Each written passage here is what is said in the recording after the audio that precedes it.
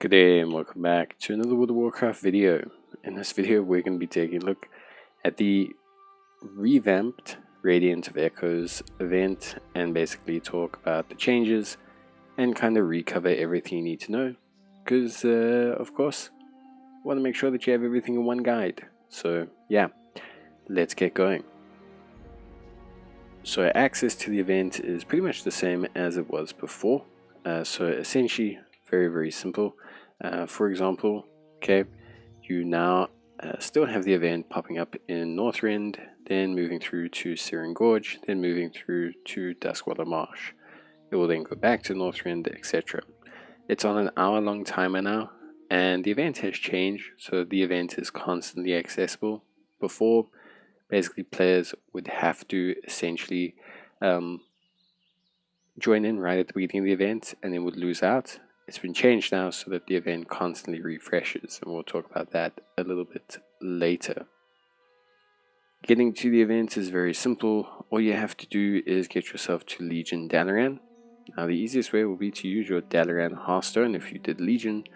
If you did not do that, then you can travel yourself to Azuna through the major portals in Stormwind or Orgrimmar.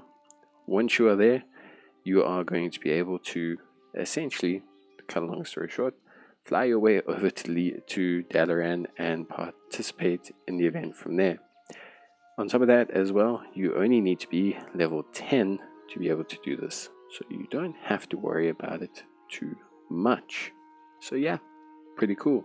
You can do this on any character above level 10. Once you are in Dalaran, getting to the event is pretty straightforward. You will go through Dalaran to this little section here called the Chamber of the Guardian. It's a little entrance and there is a little teleport pad. Stand on the teleport pad and you will come to a little center section here.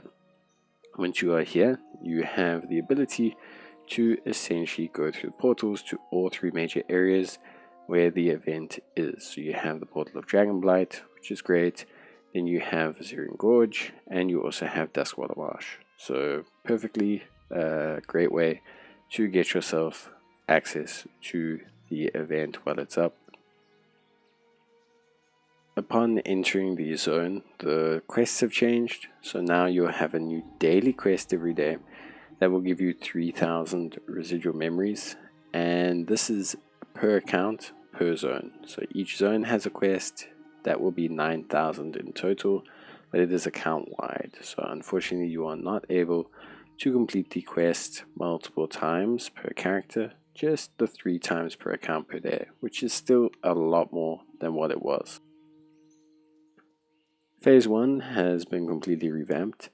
With Phase 1, now what happens is you have a bar at the top center of your screen.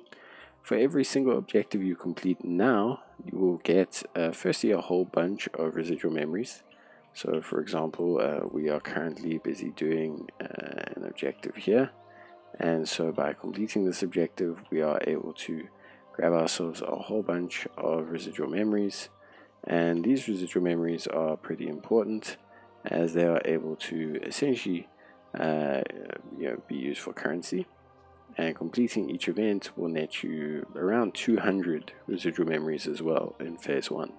Not to mention it will reduce the bar at the top as well. So it's a double incentive for participating in these events.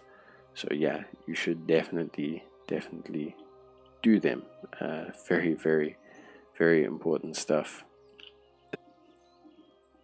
So upon completion of Phase 1, you will immediately enter Phase 2, which is the same as Phase 3 in the previous event, where you'll now face a boss. So facing the boss will net you a bunch of rewards. Obviously we'll talk about it. It's a little bit different now as to what it was before, but essentially, to cut a long story short, it's the same procedure.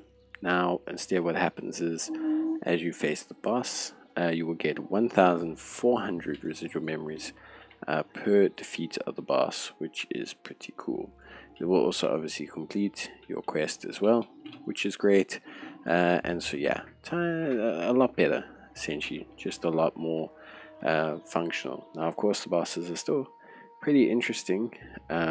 But yeah, essentially it is all still pretty much the same. You also will still get per week 1493 piece of gear, basically that you can use, which is pretty cool. So that will still come per week for your first kill of a boss. However, the drop rate of gear, I believe, has been adjusted quite heavily. So I do not think players will be receiving as much gear from defeating the bosses themselves or from the event itself. Once you have also defeated the boss, the event will reset. You will get objectives once more. You will get a bar refreshed. You can go around and complete the objectives once again. So basically, it's now a continuous event instead of just being an event whereby players would have to arrive early, complete the objectives, and then, of course, finish everything up. It's now way more accessible for a lot of players to just spam, farm a ton of residual memories. It's way easier now to farm residual memories than it ever was before. You can see I already have 12,000. I almost have the mount, and I've literally been playing for like an hour and done two daily quests. So way easier to just grab residual memories now, which is great. Once you have defeated the boss, you will get a bunch of memories. So now it seems like the memories have a much higher chance of dropping from the bosses at the end of each event. You will also get residual memories and Drake's Awakened crests as well. On top of that, like I said, for your first defeat, you will beat the boss and get a weekly piece of gear. So obviously in terms of the rewards, things are very much the same. So the vendor still all the same offerings at the same prices, but now because of the ease of farming yourself the residual memories, obtaining the gear is way more accessible, and I think that's what's appealing to a lot of players. The mounts, the pets are all still very much in play, are all still great to get, and so you should still focus on all of them obviously as well. Plus there is also the availability of the bags. So there's still a ton of great rewards that players should definitely be getting, but getting the gear itself is way more accessible now, which is really, really great. Of course, you are still to focus on the mounts and the battle pets. These are obviously super duper crucial for you, and I think players should 100% focus on getting these rewards. But because of how easy it is to get residual memories now, it's really not that big a deal. Before, getting 40,000 would take you quite a while, or a couple ults. Now it's quite straightforward. And grabbing the heirloom ring is also very, very simple. So you can again continue to grab the heirloom ring by very easily just buying the lifeless stone from the vendor, which is great. And then you will need one essence of each area. So Northrend, Kalimdor, and as well, I think the final one is Northrend, Kalimdor, and Eastern Kingdoms. You need 20 of the memories, okay, to be able to obviously exchange for them. The cool thing is that memories are interchangeable across your warbank members. So what you can do is open up your warbank and then just place your memories inside, which is pretty rad if you ask me. So pretty cool. So in terms of tips and tricks, there's not too much really. Now with the event being continuous, there's really not too much to say. You can now do your daily quests. Make sure you do those, of course. The only other thing I can really suggest to you is basically to get yourself to Dalaran, maybe set your hearthstone here, make your life a lot easier. It's very straightforward. Of course, you can now also upgrade your gear very easily as well, due to the fact that access to the dragon scales and everything is a lot better. So just in general, much easier to be able to purchase, exchange, and just do stuff with your character, which I think ultimately at the end of the day was the whole point of the event. So grabbing warband gear, putting it inside your bank, and just taking advantage of all of these things is really, really good. For example, if we were to buy this piece of gear, we could now put it in our bank and obviously allow our other characters to use it, and so make use of your war bank a lot, also make use of the transfer functions a lot as well.